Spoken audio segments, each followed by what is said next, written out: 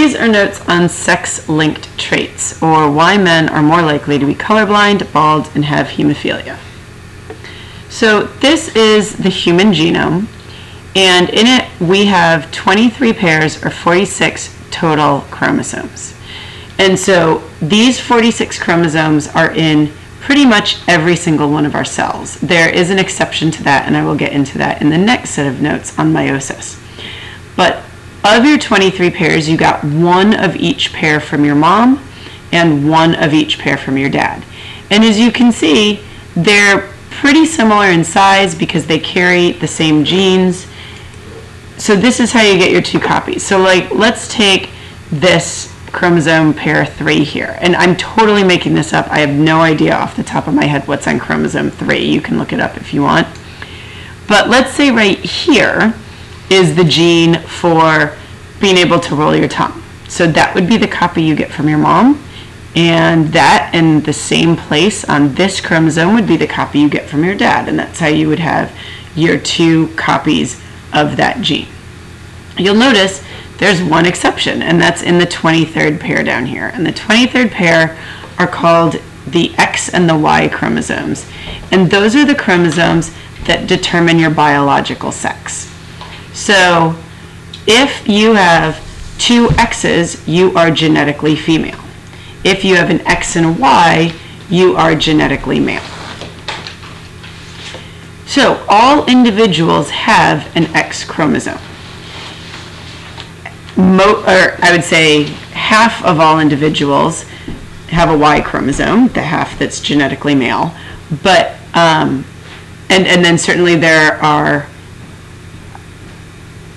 Sorry, totally lost my train of thought. At any rate, an individual can't survive without an X chromosome. If a zygote were to form without an X chromosome,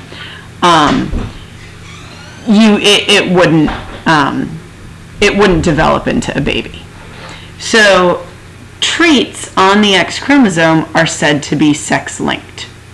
And recessive traits on the X chromosome are more common in males than females. So let's talk about why that would be. Take a second and think about why recessive traits on the X chromosome would be more common in males than females. If we come back to here, we see that genetic females are XX. So if there's a recessive trait on one of the X chromosomes, as long as there's a dominant trait on the other X chromosome, that female is not going to express that trait. Males, however, only have one X chromosome. And so males, if they have a recessive gene on their X chromosome, they don't have another shot to have a dominant copy on their other X chromosome because they don't have another X chromosome. One thing you might want to notice too is that the X chromosome is a lot longer than the Y chromosome. So the X chromosome carries traits that have nothing to do with sex, like baldness, like hemophilia, things like that. Whereas the Y chromosome really only codes for a couple of hormones that make males male. All right, so that we can see then why recessive traits on the X chromosome would be more common in males, because they only need one copy of a recessive trait, whereas females would need two. So let's take an example of hemophilia. So hemophilia is a rare blood clotting disorder that's caused by one gene on the X chromosome. And so the way we generally denote this is, let's take a female, and if you remember from the Pedigree assignment that we did, circles represent females, and we're going to make this female what we would call a carrier.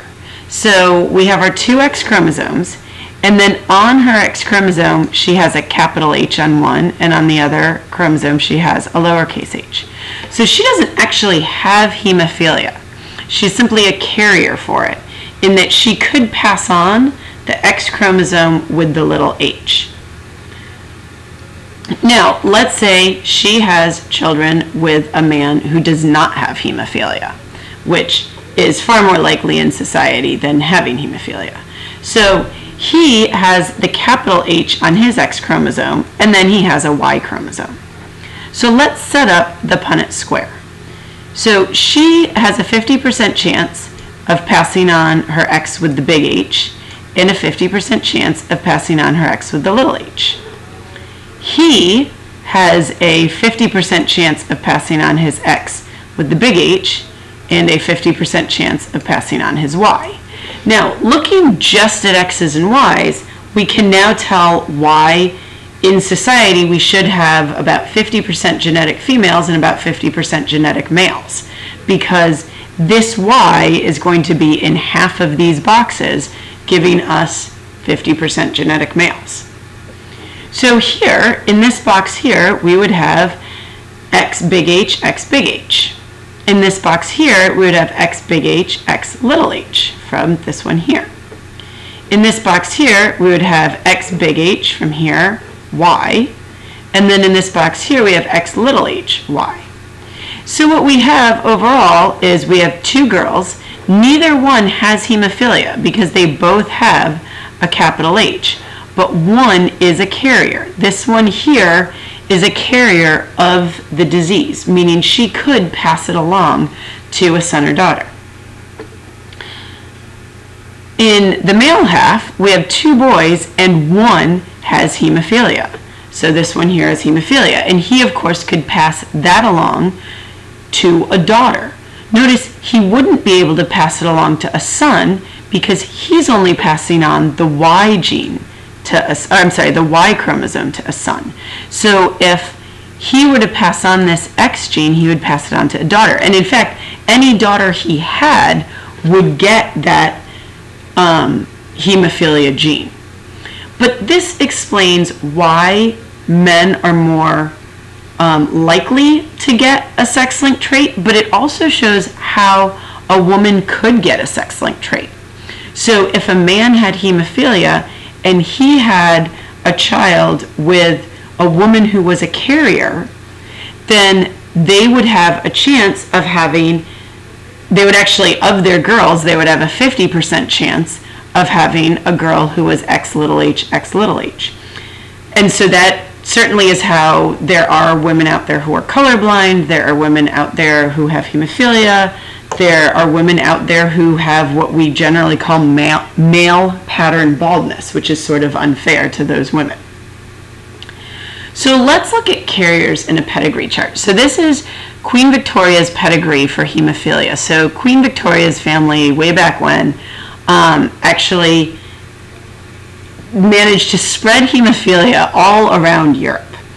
And part of that has to do with the fact that the royal families kept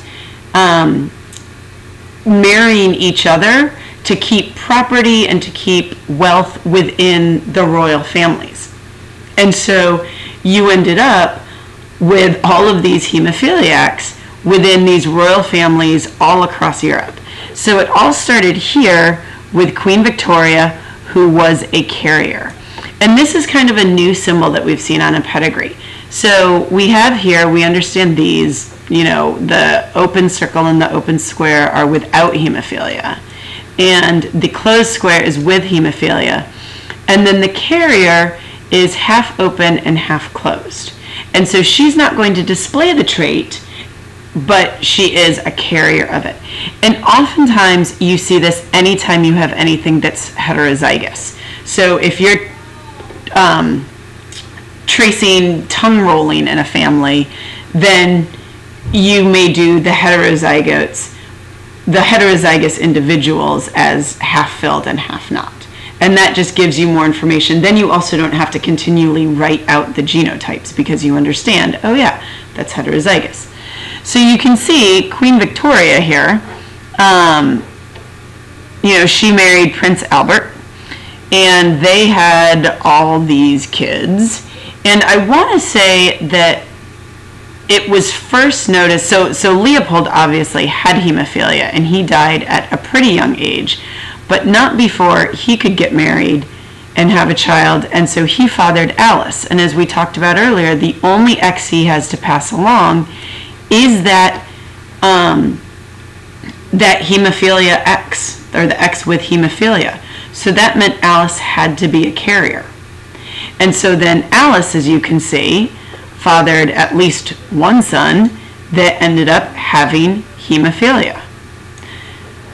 So you can see, though, this is how Victoria managed to spread hemophilia around Europe, because we have her granddaughter Ina here, who married the King of Spain and went off to Spain and fathered 2 sons with hemophilia.